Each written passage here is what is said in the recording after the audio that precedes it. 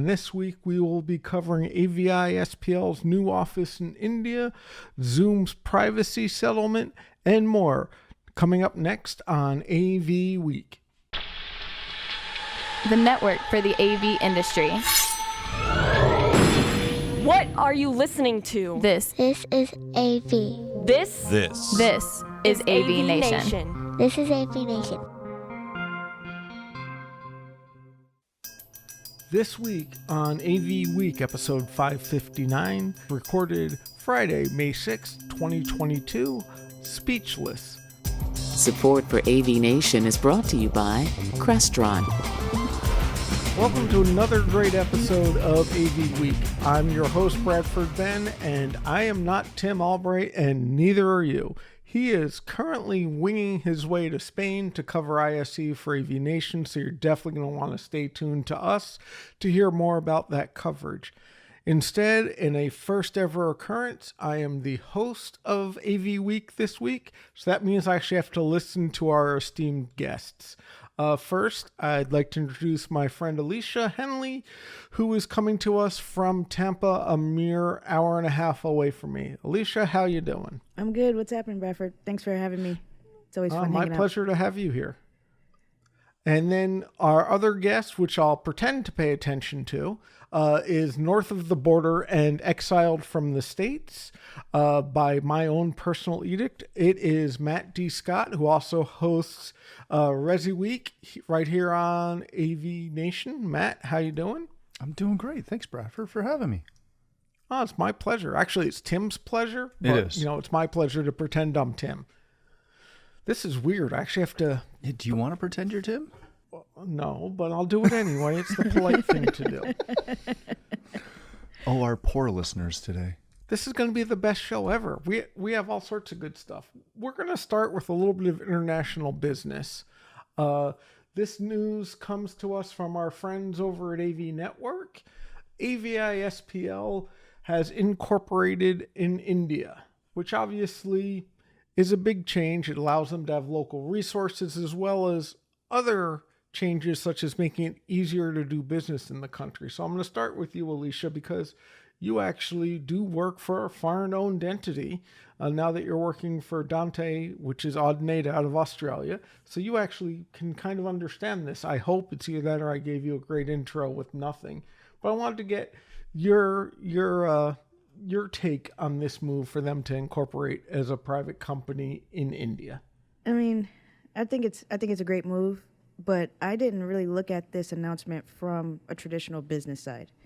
I looked at it as more of a pipeline for more diversity and, you know, basically being able to approach the market more from a global perspective, which they've already done for years, but just adding building blocks to that. And that within itself is exciting. And a woman is their regional director. So that alone excited me. But from a business standpoint, I mean, I don't think they can do any wrong by making this move. And that's just my personal opinion. Okay. So I understand the diversity, and I'm with you. I applaud that they have a woman at the helm. But Matt, what other things do you think this brings to the table with AVI expanding in such a way? Well, usually the biggest thing with these kind of moves is it's one thing to work in a country. It's another thing to have an office in the country, which I believe they've had for a handful of years now. But once you incorporate and you become a legal entity within that country, it opens up a lot more opportunities and is just a much easier play when you get into dealing with, you know, governments or anything else, because you're not just a global company with a local office. You're now incorporated in that country. You're following all of the legal ramifications of being a business within that country. It's the same as, you know, going state to state and expanding, but fully expanding into that state, opposed to just flying in some resources to complete a project or subbing out some work under your flag. When you're on the ground, when you're, you know, again, fully incorporated, running that way, it's that next evolution in doing a lot more work within that area. And And there's tax breaks and all the other really good, fun things that come with that. I'm going to kind of put on my question hat here because, I haven't technically been in the business as long as you in Bradford, but do you think I think this was a smart move because ultimately it's easier to do business, as you said, but is it easier for the end users and like the end users of the end users to do business as well? Because that's what we want, right? We want to be easy to do business with. And did this move do that for AVI-SPL? I would argue it does. They're a big enough brand that I don't think there were too many, potential customers who were like, well, you're not incorporated. You're not an official business in India, so we're not going to work with you. But it does add more credibility. It adds it's an easier path, right? Got it. You're not running the risk of running into some weird tax thing or a variety of little local legislative issues that sometimes can pop up if you're not incorporated in the region that you're working. When I started my company and we had a legal business in the U.S. as well as in Canada, that was so incredibly easier to do business in the U.S. because we were incorporated there. When we were doing it previously without it, you could do it, but there were hiccups that you'd run into. Right. When you're fully invested in that from a legal and a procedural standpoint, it makes it easy for everyone involved. But to kind of follow up a little bit more on Alicia's question, because now she's taking over, which is a nice change. It is a better thing for the local people in country, in India itself. And it's the same thing if you have an office in South America or an office in Europe.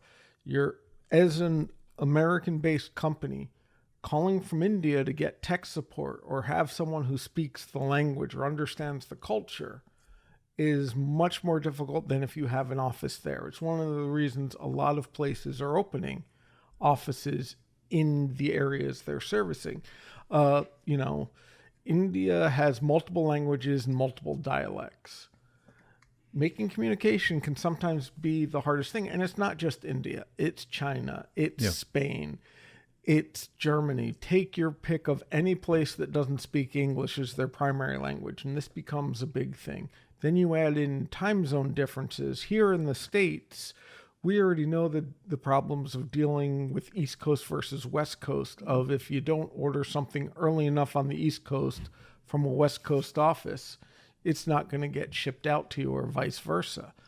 I've had a lot of customers who are in the West Coast who would call me at noon and go, I need this shipped out. Well, sorry, noon their time, which is 3:00 when I was in the East Coast, and it doesn't help them. So I think this move, to your point, Alicia, to your question, is definitely a move in the right direction of being able to be more responsive to the customers and to the customers' needs. I love the way you put that, talking about culture. Do you think this helps them locally with talent as well? Do you think that factors in, that being, again, fully incorporated in that country makes it easier to navigate the hiring process? Or does that play in at all? Going back to Bradford's point, I mean, if you owning that space, you understand the culture, and knowing and understanding the culture is half of a sales process. Talking to people, getting to know people, and building those relationships. So if your techs, going into homes or going into enterprise businesses, know the culture, I think that's automatically a win in my book. But does it help right away? I don't know. We'll see. We'll see how they do the pull in new people into their business. And from a business standpoint, it is better to have a legal representation in the country that you're hiring in. Mm-hmm. It's just plain easier for all sorts of reasons. But the biggest one is you can pay in their dollars or in their currency, in their country, not have to worry about exchange rate and meet all of the requirements. It just makes it much easier, which is why many international companies have international offices for that exact reason. Interesting perspectives. It's all about the dollars. So I want to move on to the next thing while Matt continues to throw various hand signals. The next story, speaking of dollars, we're going to jump over to Zoom that is paying out an $85 million lawsuit to settle some security issues. The question that Tim has, and I agree with, is do we think this is going to make any of us safer and change any of Zoom's practices in the long run? So, Matt, I'm going to start with you. What do you think? Is this a big move? Is this actually going to have an impact, or you think it's just a slap on the wrist? From a legal standpoint or from a fiscal standpoint? From a is it going to impact us as Zoom users? Doesn't do anything for us besides possibly raise rates. I don't think it's really going to raise rates. 85 mil, which is a huge amount to myself and Bradford. I know to Alicia it's nothing, but for us commoners, it's huge. To Zoom, it's not a big deal. And I would be shocked if this does not play out down the road in an appeal court, if they appeal this decision to some degree, or at least try to whittle that down a little bit. That being said, I think it already affected Zoom in the manner in which they go to business and the way that they deal with their security practices. As soon as Zoom bombing became a big thing, they did start to crack down. They introduced the waiting room. That might have been a feature, but it was definitely not a touted feature. They've done a lot of stuff to try and increase their security while maintaining the ease of use. The legal case, I would have been very interested to see where this would have gone if it was tried outside of the U.S. The U.S. is so litigious that this didn't shock me at all. I would have been surprised to see, or really interested to see how this would have played out if it was tried in like an EU court, for example. As Bradford's laughing. I'm going to laugh, and I'm going to wait for others to comment before I comment. I do think that it will help hopefully bring to front of mind for all of these manufacturers that play online that you do need to take a stronger approach to your security and to your privacy. Because in the past, when something would come up and there'd be a security or a privacy issue, very rarely was there a massive legal and monetary issue that would come out of it outside of the generic, we lost business because, our security practices sucked. This is showing that if you are lax and you are found to be lax, if someone brings a case, you can get penalized fairly aggressively. And hopefully this will usher in a better level, a higher level of security coming from companies like Zoom and heck, all of our AV manufacturers that, in my humble opinion, do not do enough to ensure security of their products that they're putting on or asking us as integrators to throw on customers' networks. So I'm going to ask Alicia a qualifying question, and now you'll see why I laughed at Matt. Oh boy, don't even start. I don't know why you were laughing at Matt. So don't even get That's a normal reaction from him when I talk, so it's fine. So Alicia, how do you see this as impacting the industry as a whole with their security and privacy issues? If nothing else, it should be a wake-up call. And just on the panel last week in Chicago, we were talking about this, how everybody's trying to keep their AV stuff, separate. But there's a lot of situations where we're going into converged networks and everything has to be secure. The enterprise, they are demanding us to, put certain things in place before they will even buy. And that's the way it's going. Security is top of mind for not only, I believe, consumers, but it has to be top of mind for us that are installing and selling these type of solutions because red flag people. If you're not awake right now, seeing what's happening with Zoom, don't think it can't happen to you because more people are realizing what AV actually is because of Zoom. right? The average person had no idea what AV was. And then all of a sudden, I'm out walking my dogs with a Zoom shirt on. I've got my neighbor stopping, oh my God, you work at Zoom? I'm like, no, I don't. But they have an idea of what our industry actually is now. And if we don't put the proper security measures in place with our solutions, then a lot of us are going to be in that same situation. And I agree with you both. The only thing is, because I'm that nerd and Josh Schrago, all hail Josh Schrago, this is also as much about the privacy as the end-to-end encryption. They were sharing user data with Facebook and LinkedIn and other places, and that's as much of the lawsuit as the end-to-end encryption, which is why I was laughing at your comment, Matt, of let them try this in the EU.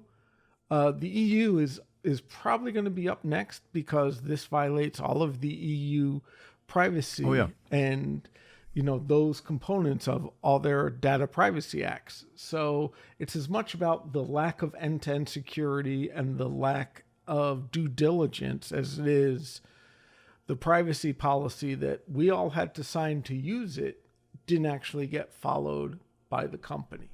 And I'm someone shocked. holding that.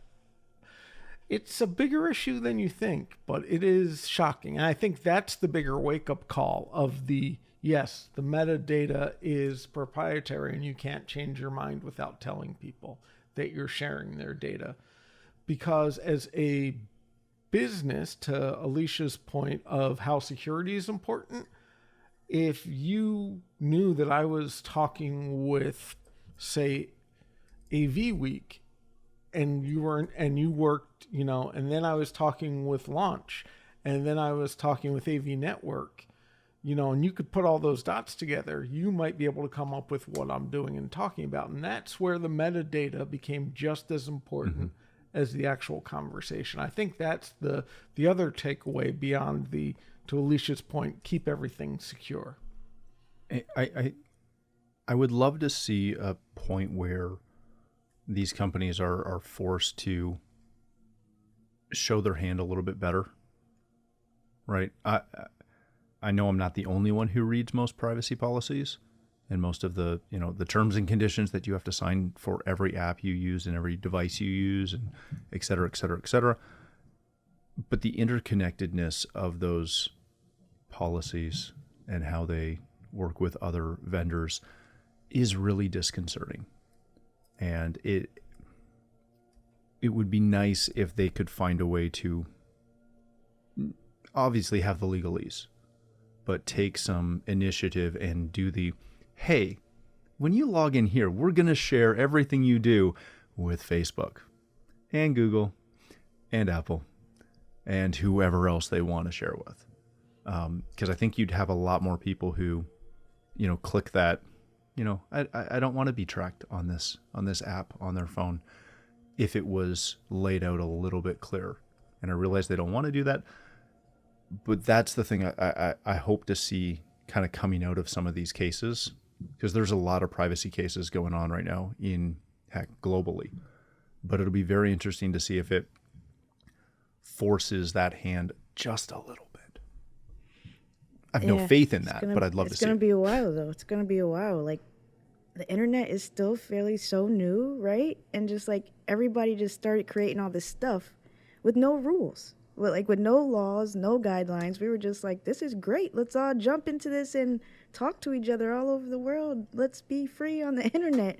And now that things are happening, everybody's like, oh, I didn't sign up for this. Well, you actually did. You just didn't read it, You did. And I mean, this is going to continue to happen until more and more cases like Zoom and Facebook and all this stuff actually gets like a serious crackdown, right? Until the big tech companies actually are held to some kind of law to where they can't do this.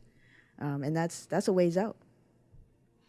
And, we can I can talk about this ad nauseum, as many of you know, but this is obviously a deeper subject. And like you said, Zoom's the tip of the iceberg, but this also comes into what we do as audio integrators of what's on cloud versus on premises, and addressing who owns the content and the information.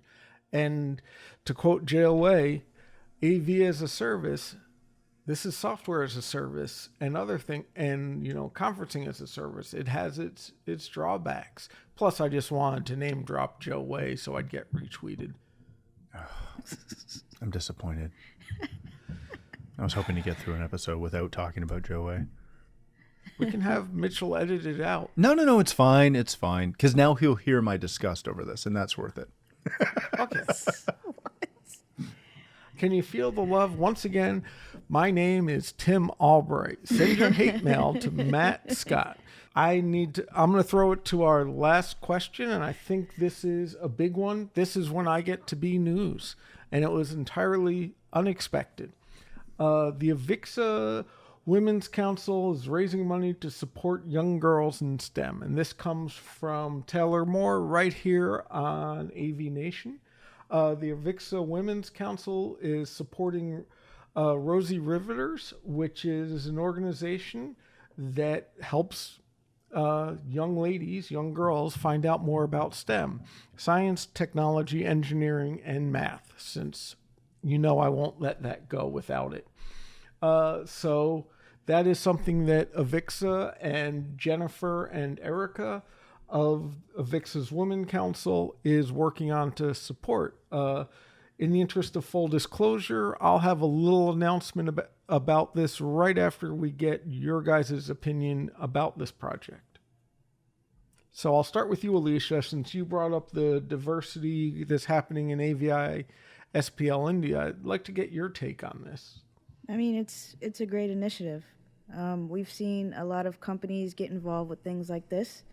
I would like to see them catered more directly towards AV, but I think this is a great way to start, right? You already have a group of women or young adults that are already focused and have some interest. So at least capture, or capitalize on that interest and then introduce. So I think this is a great initiative. I think it's a great way for all the councils and us as an industry to get involved and create real change. Instead of saying how do we do this, how do we do this, how do we do this, we could put some dollars behind it. So I'm excited. I'm excited to see where this goes. I'm excited to support, and I think it's a great story. Matthew, your take on it? I know it's Rosie the Riveters, a U.S. and English icon, but I'm assuming Canada has something We speak similar. English up here, man. There's one province that doesn't and is snotty about it, but everybody else does. Yeah. No, we all know Rosie the Riveter up here. I echo Alicia's point. This is fantastic.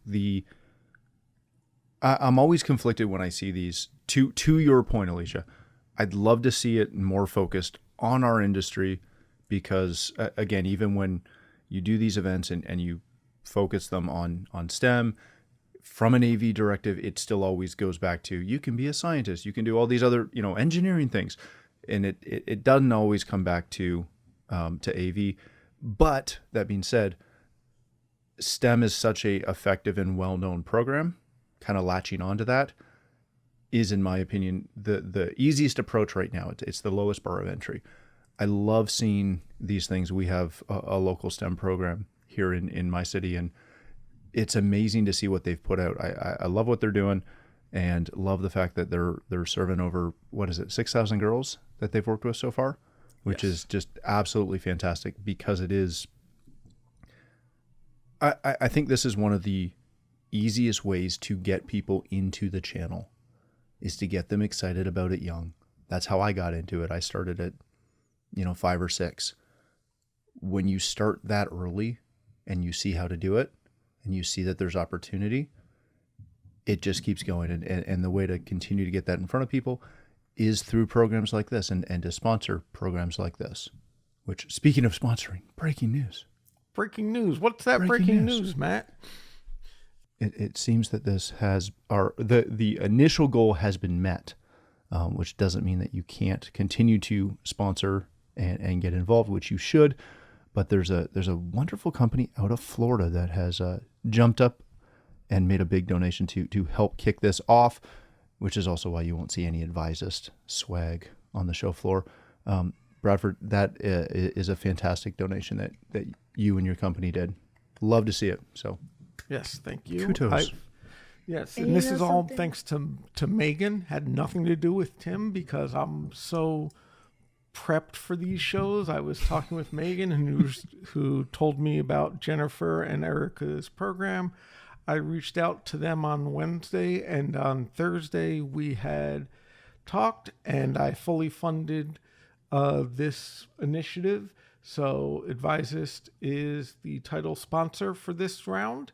However, the goal is to continue. So there's going to be some silent auctions and other fundraising items. So in doing this, yes, I got rid of swag and a couple other things out of Advisist budget.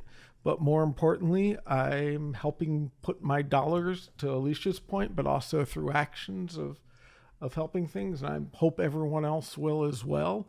The goal is to keep this going. There are tons of opportunities to help.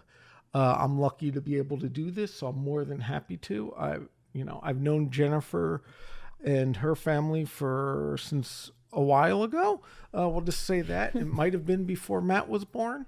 So I'm happy to help that family. This is a great thing. I also highly recommend people get involved in STEM. For those of you who follow me and my small philanthropic efforts, this is my jam, is STEM and science, and especially underrepresented parties, getting them involved, which is one of the reasons I grabbed onto this. And also one of the reasons you don't see me on various things as often is because if it's not a diverse group, I'm tired of talking to old white men all the time. And yes, Matt, you're old. No, I'm not. I'm not that old. Stop it. You have 3 kids. I have none. You're old. It's not. Alicia, however, is a young spring chicken. She's like 22 or 23. I wish, but I'll take it. I'd never bring up age ever. I didn't. If I can say one last thing, you always hear people talk about how they can get involved, and they have a hard time seeing how to help with these kinds of things, right? They want to see more people. There's a lot of blowhards on all of our favorite social channels talking about how we need more people in. And yes, you can go to your local high school or your local public school and work out an arrangement so you can speak to those kids and you can do a presentation on this stuff. But the easiest way to do it is to hook up with companies like this, like Jennifer's, and donate some money. It's super simple. You can feel good about yourself, and you're putting it in the hands of somebody who already knows how to get this stuff accomplished and move the ball forward. It's not that hard. Just get involved. There's a saying of give people their flowers while you can, right? Bradford deserves all the flowers. This is not the first thing he's done, and you brought that up, Matt, of how do we do this? How do we do this? But Bradford's always just been quiet and done, right? Even the Sound Girls event, he brought a few tickets so people could attend, he's doing the work, and that's what gets me excited, right? Because I'm kind of to the point where it's all right, I'm done having conversation, and then I went back and forth, well, maybe I need to have these conversations so people understand where I'm coming from. And then I was like, no, I'm tired of these conversations, right? But we're going in this roundabout circle, and people like Bradford, he is leading by example, and that is appreciated, And sometimes, I can't cough up all the money to support. I'll give what I can, right? But there's other ways to make small change without money as well. There are people in this industry that don't get any recognition right now. And how do we find them? The same way you find other people in this industry, LinkedIn, Twitter, right? I actively search for people who look different, who talk different, who are in tech roles, who might not be out front customer facing. I take time out, right? That is something that also needs to be done. We need to put time and effort into it. And I had this conversation, we talked about Joe A. I had this conversation with Joe maybe a month ago. How do we break barriers? Why don't we just get to know each other a little better? How about we just reach out across the aisle and legit shake each other's hands, get to know each other better, and then we can figure out how we create that change together. Mm-hmm. And thank you for the kind words, Alicia. Someone who's finally made me speechless. It's happened. But she's right. first of all, it's not a contest. It's Right. not about how much you give. It's kind of like when people were amazed that Jeff Bezos gave $200 million to the Smithsonian. To him, that's not a whole lot of money. Right. So it's not about the amount you give. It's about giving. If you give $1, that counts. Don't let anyone tell you it matters how much you give. Yes, I'm very happy I was able to do this. I'm very lucky, very fortunate, worked hard to be able to do this and want to share and make sure other people can do it. But it's not about the amount. It's just about making the change. The other thing is it's not just doing the checkbook, as Alicia said. It's the get involved, get to know people, mentor people, meet with people. I volunteer at a local makerspace working and showing some at-risk youth some of the non-college based opportunities they have in technical fields such as AV. It's mentoring people who I refuse to mentor white men. I know that sounds mean, but all of my mentees in the AV industry have been women over the past 5 years on purpose. And it's just that simple. Reach out, talk to the Diversity Council, talk to Alicia, talk to Frank, talk to Tim, talk to Matt, and there's always those opportunities. Don't think I only can have this small impact. Mm-hmm. That small impact is kind of the exact opposite of death by paper cuts. If everyone helps a little, everything gets better. If we all just do a little, it's a whole lot better. I know from talking with some of the charities I work with, they would much rather get $100,000 $1 donations than $100,000 donation, because that means more to them. So don't let the dollar amounts be your tripping point. And it's not about dollars. It's about, to Alicia's point, the actions. It's I'm not going to sit on a panel and talk to old white men. It has to be a diverse group. I love what you're saying. I love this. But out of all of that, what stuck with me the most is on purpose. Like, you're doing this on purpose. Like, you're you're making sure that you're legit doing this on purpose, not to be a charity, not to do any of that, but legit on purpose to create change. And that within itself, Bradford, I mean, damn, that's a mic drop, bro. Like, seriously, because that's what it's about. Like, we have to make up our minds to create change on purpose. So with this monumental event, see that we're about a half an hour, and Tim's going to kill me for going over, but Tim's in Spain, so good luck. You can blame me, it's fine. Alicia, how can people find you, get to talk with you, get to know you, hopefully reach out, maybe get a little assistance moving forward? What's the best way for them to find you? Yeah, I mean, my website is definitely the first place, thesmoothfactor.com, or on the internet. I'm pretty much everywhere except TikTok. I still haven't gotten there yet. So, but at The Smooth Factor, and of course on LinkedIn. And she also has her own podcast. You should definitely give it a listen. Thanks, Bradford. Yep. And Matt, besides listening to you on AVWeek right here on AVNation, how can people find you, talk with you, talk about what great things they can do in the industry, etc.? You can hit me on Twitter at Matt D. Scott. Most of the other social platforms, again, not TikTok. Nice try. You can also hit OmegaAudioVideo.com, or you can find me on LinkedIn. And I'm Bradford Ben, sitting in for Tim Albright. Once again, don't follow Tim on the Twitters. All he does is complain about the Bears or the Blues. But I do appreciate you spending time with us today. You can find me at advises.com. Bradford Ben on almost all the social medias. On LinkedIn, I am not on Meta, which means no Facebook, no Instagram, and I like Tic Tacs, but I don't do TikTok. Thank you so much for watching. Thank you so much for listening. Hope you have a pleasant week and look forward to seeing you all again soon. Thank you.